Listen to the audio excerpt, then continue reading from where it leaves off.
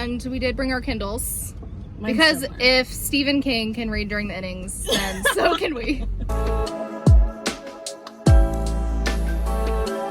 don't know how much. Oh god. Okay, surprise people.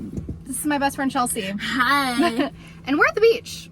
So we're gonna film a reading vlog. Kind of do like a weekend situation because I got a 4-day weekend. So but we're at the beach, so obviously gonna read. Yes. Gonna nap. Gonna play in the ocean. Gonna hang out.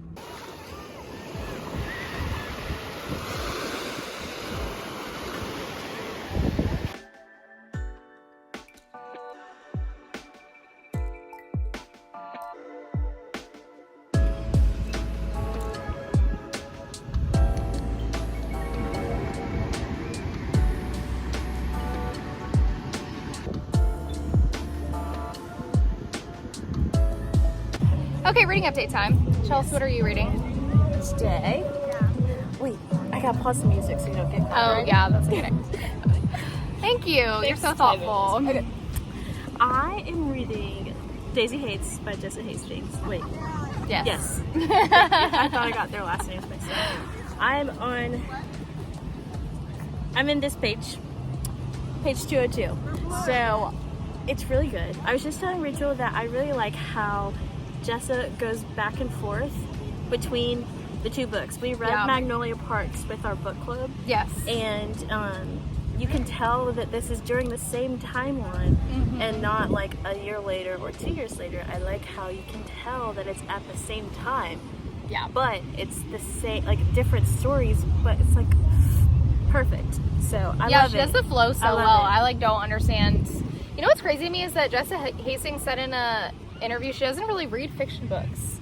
Oh. And you know, when you're a fiction, like when you read, you're a better writer. So it's kind of surprising to me because she I guess she's just really smart or something. Because I don't really understand. She's a genius. And yeah. I love her. Yeah, for real. I'm reading the Heartless Hunter, which is our book club's book of this month. Yes. I'm on page like 60, and I'm really into it. They're really fast. Well, it's not. I feel like you always read faster on the Kindle. That's true. I feel like you always read faster on the Kindle, but I'm really into it. I really like our main characters. I'm very curious about them. I'm very curious to see how it'll go. So, what happened that you were like, I don't know if I like that? So, like part of the thing is you can't like cut yourself because when you're a witch, because when you cut yourself when you're a witch, it like leaves a silver scar. So like that's how they can tell that you're a witch. But being a witch is illegal, so they'll kill you. But you have to use blood for your spells. Do you see where I'm going with this? Yeah. Yeah. And I was like, surely not. Like, surely we're not using our... Yeah, we are. Yeah. Okay, we'll see. Yeah, we'll see.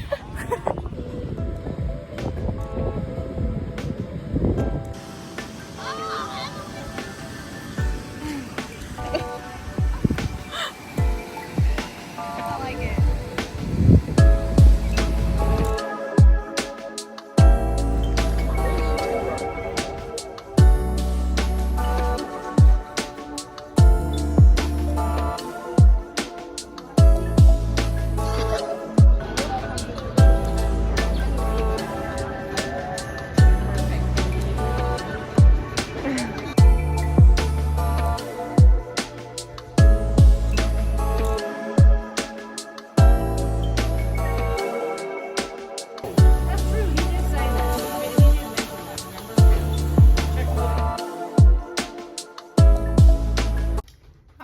It is much later. I don't even think that I have talked to the camera once today. Much later, from the earlier clips, you can tell that I am back home. Chelsea and I had so much fun yesterday. It was so great. We didn't read as much as I thought I was going to because it was so hot outside that we would be reading for like 15 minutes and then we'd look at each other and be like, okay, so we're getting back in the water because this is crazy.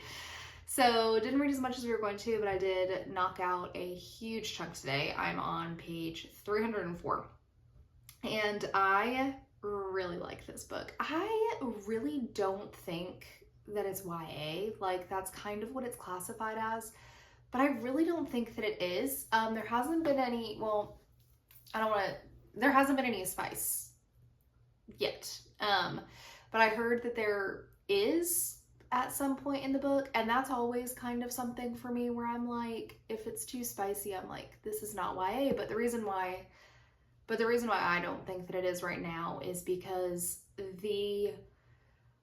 the whole concept is that being a witch is illegal, and they like publicly kill you. And the way that they describe that, and the way that they describe other things that have happened to the characters, is so detailed. Like they are not leaving anything to the imagination. Like, you know exactly what happens and what their bodies look like and all that stuff. And so that to me is kind of like, feels like it was a little mismarketed. But the story is really great, and I love this game that Gideon and Rune are playing with each other. Essentially, Gideon is a witch hunter, and he hates witches. He hunts them, obviously. And Rune is a witch in hiding, and she is, like, her alias is the Crimson Moth, but, like, the government doesn't know who the Crimson Moth is. But the Crimson Moth is, like, helping witches escape and, like, not letting them get killed. But no one knows that it's her. And this is a side note that I was thinking about. I don't know if any of you guys ever had to read The Scarlet Pimpernel in high school, but it's just funny to me that the Crimson Moth, like the crimson, that's a shade of red, moth is helping people escape and not get killed and stuff, and that's the exact same thing that the Scarlet Pimpernel was doing, but in France. And so I feel like that has to be on purpose. Like, there's no way that that's a coincidence. But that's just a side note. But it's interesting because Gideon and Rune are playing this game with each other where Gideon thinks that Rune might be the Crimson Moth, and he thinks that she might be a witch, but he can't prove it. So he's pretending to court her to try to figure out if it's her and if she knows anything, if she's in league with the Crimson Moth, if she's not the Crimson Moth, etc., etc. Rune is looking for a suitor to try to court her to... She's trying to find a husband, essentially, that is high-ranking enough, that has information about the witches' whereabouts and where they're being held, so that she can kind of like get information from them and then help the witches escape. So in the middle of Rune trying to find someone who fits this, Gideon starts talking to her more because he's trying to figure out if she's a Crimson Moth. And Rune knows that he is suspecting of her, so she's kind of like playing the game back at him to like prove that she isn't a witch and she's not the Crimson Moth, and also to like kind of see if he might be able to fall for it because he is a witch hunter, so he has all of the information that she would need, right?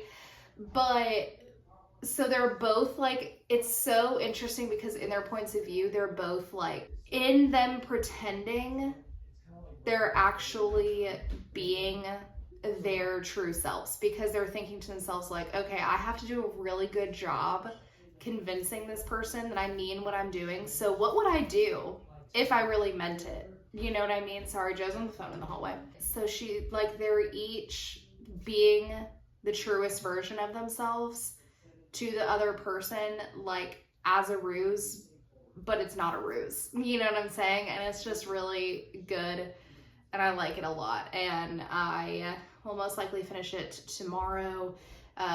Chelsea and I are going to a Braves game tomorrow. They're playing the Rays. And so, yeah, we will see what we get up to tomorrow. I think that I want to do Powerless next by Lauren Roberts. I really need to read that before the next one comes out in July. And this is kind of my window. So I think I might want to read that tomorrow. So yeah, we'll see. But yeah, overall, very good.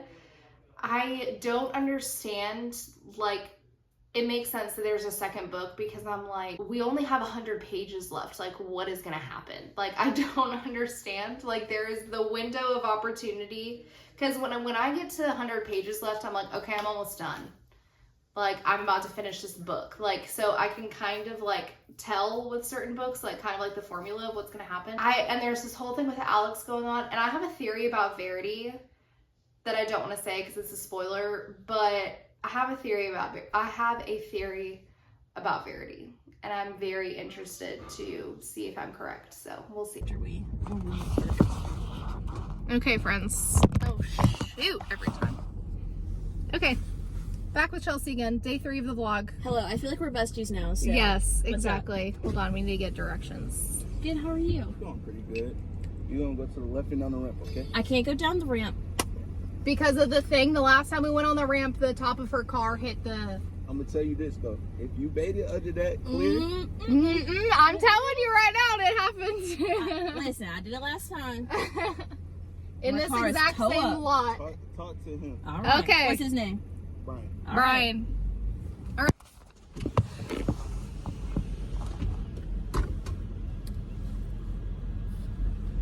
Hello. We Brian, what's have up? a predicament. We were told to speak to you. So they told us to go downstairs, but the last time we went downstairs in this car, in the same parking lot, the rack... Brian. I made it underneath 2 of those things. Yeah. He told us your name. Oh, I was about to say. Hey, man, don't be telling folks my name. Yeah, I know your government. I'm trying to get over. No, I'm playing, but yeah. I went under two of those things, and then I still Each hit time. the concrete. You see that blue truck right there? I do. He fit right under that. Like, he didn't even touch it. But he's still up here. Because his truck is wide. But he's still up here. Because his truck is wide. Can I be up here? It's handicapped at 88. We'll take a picture and show you for next time when the car hits the thing. So, where I'm supposed to go? Rachel, I'm so scared. Okay, we'll have video evidence because I'm filming this. Rock, paper, scissors, I'll let you go. All right, let's go. Okay. You? No, I'm going. We're doing 1 now. We're All right, doing let's best go. of 3. Hold All on, right? hold on. You ready? Yep. Got you. Ah, damn. Man. Go ahead. Oh, okay. That was perfect. Okay, anyway, we didn't win rock, paper, scissors. No. But Girlies, I was told that men always choose rock first, so I went with paper, but he did he scissors. just needed scissors. Yeah. Okay, anyway, we're at the game, and we did bring our Kindles. Mine's Because somewhere. if Stephen King can read during the innings, then so can we.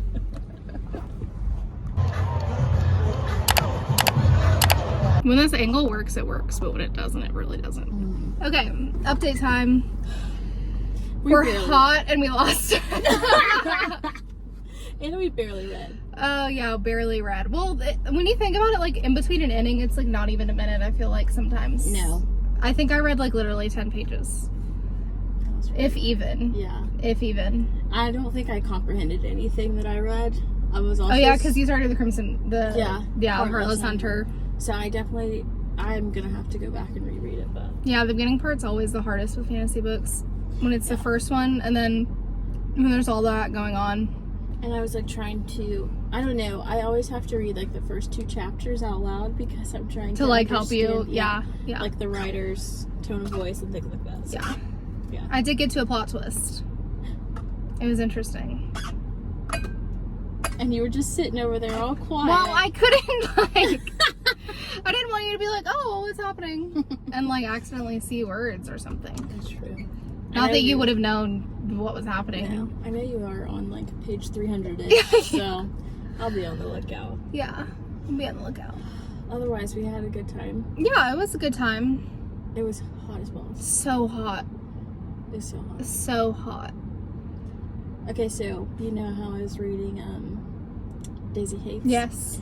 I was thinking we should play rock, paper, scissors to decide who gets to call our child face. Oh no! I love that nickname. Me too! I love it. Okay. Okay. Okay. What are we gonna do? Best 2 out of... 2 out of 3? Okay. Okay. Okay. Wait. Wait. Oh my gosh! Whatever, at least I'll be able to call one child face, even though it's not mine. Okay guys, I finished the Heartless Hunter, and I was right about some things that I thought. Liked the plot twists a lot. I think this was a really strong 4-star situation. I really want to read the next one.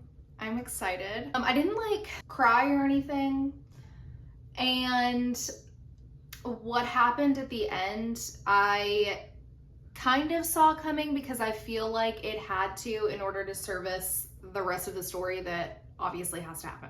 If that makes any sense. If you read it, I think you know what I'm talking about, but if you don't, I don't want to spoil anything. I really enjoyed it. I think that it was a really good time. I thought that the story was good. Yeah, and also I was right about the Scarlet Pimpernel because that was the very first thing that she said in the acknowledgments. So, just a literary scholar, it's no big deal. So I think it's about, what time? It's like 7:30 right now. And I think I'm gonna try to read Powerless real quick. Yeah, I think I'm gonna try to do it because it's only like 200 pages and the font is like very small. So yeah, I think I'm gonna try to read this real quick and have today be the last day of the reading vlog. I was gonna do originally all 4 days that I was off this weekend, but I wanted to start another video tomorrow and I kind of got to get a jump on it. But so yeah, I think I'm gonna go read this and I will see you guys when I'm done. Okay guys, we have come to the conclusion of this video because I have finished Powerful, okay? And I have thoughts. I really liked it. I do think it was more of a 3-star situation for me. This felt very YA, like way more YA to me than what I remember Powerless feeling like. And I don't know if it's just because the characters are very different. Like Adina is like very like sunshiny, like chatty, like it just, she's an angel. She's a little sunshine baby angel walking around the earth.